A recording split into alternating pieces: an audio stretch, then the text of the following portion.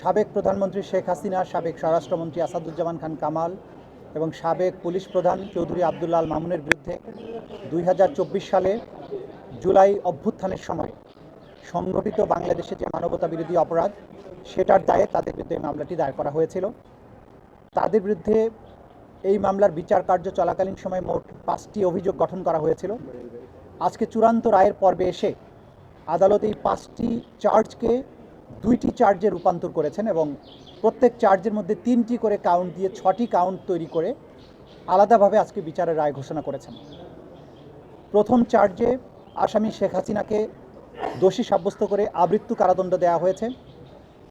দ্বিতীয় চার্জে আসামি শেখ হাসিনাকে দোষী সাব্যস্ত করে মানবতা বিরোধী অপরাধের দায়ে 2024 সালের জুলাই অভ্যুত্থান চলাকালে বাংলাদেশে ছাত্র জনতাকে লিথাল ওয়েপন, হেলিকপ্টার, ড্রোন ব্যবহারের মাধ্যমে নিষ্ঠুরতম পন্থায় 1400-র মতো ছাত্র জনতাকে হত্যা এবং 25,000-এর বেশি ছাত্র জনতাকে আহত করার দায়ে, মোর স্পেসিফিক্যালি আশুলিয়াতে 6 জনকে হত্যা করে পুড়িয়ে দেয়া, চানখারপুলে 6 জনকে হত্যা করার মাধ্যমে যে অপরাধ করেছেন সেটার দায়ে তাকে দোষী সাব্যস্ত করে মৃত্যুদণ্ড প্রদান করেছেন। অপর আসামি আসাদুজ্জামান খান কামালকে 2টো কাউন্টেই দোষী সাব্যস্ত করে তাকে মৃত্যুদণ্ড প্রদান করেছেন।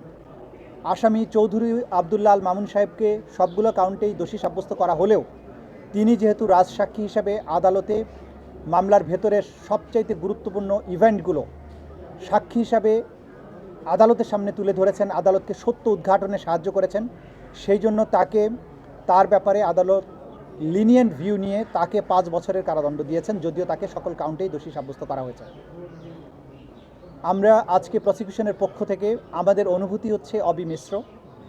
আমরা কারো মৃত্যুদণ্ডে আনন্দিত যেমন নই, তেমনিভাবে এই বাংলাদেশে যেভাবে রাষ্ট্রের শাসক হয়ে দেশের নাগরিক, বিশেষ করে তরুণ ছাত্র জনতার রক্তে পা ভিজিয়েছিলেন, তার বিচারের মাধ্যমে তাকে যে দণ্ড দেওয়া হয়েছে, আমরা বিশ্বাস করি এই দণ্ড প্রদানের মাধ্যমে ইতিহাসের একটি অধ্যায়ের মীমাংসা হয়েছে এবং এই জাতির ন্যায় বিচারের প্রতি যে তৃষ্ণা, ন্যায় বিচারের জন্য, জাস্টিসের জন্য জাতির যে কোয়েস্ট, সেটি আজকে সম্পন্ন হয়েছে।